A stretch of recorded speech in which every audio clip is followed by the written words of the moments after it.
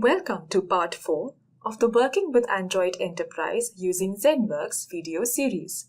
In this video, we will demonstrate how Anna, an employee in the manufacturing department of XYZ Corporation, enrolls her corporate-owned device in the work-managed device mode.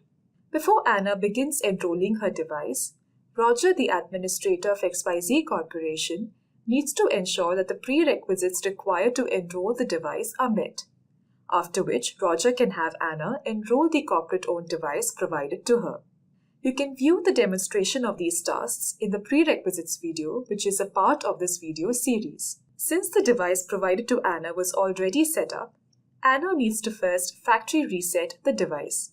When Anna boots her device after a factory reset, she follows the initial prompts, such as setting up of the Wi-Fi and language selection, till she lands in the Add Email Account screen. In this screen, instead of her email credentials, Anna needs to specify the EMM identifier of ZENworks, which is AFW #ZENworks.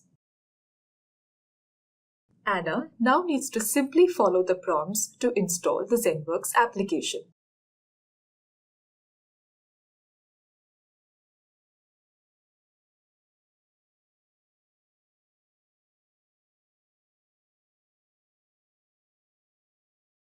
When the app is downloaded and after following the prompts to set up the device as a work-managed device, Anna now needs to log in with her corporate credentials.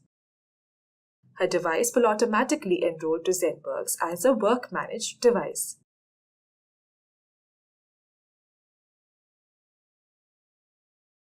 Roger can verify the enrollment status of Anna's device in ZCC, which should be displayed as enrolled in work-managed device mode.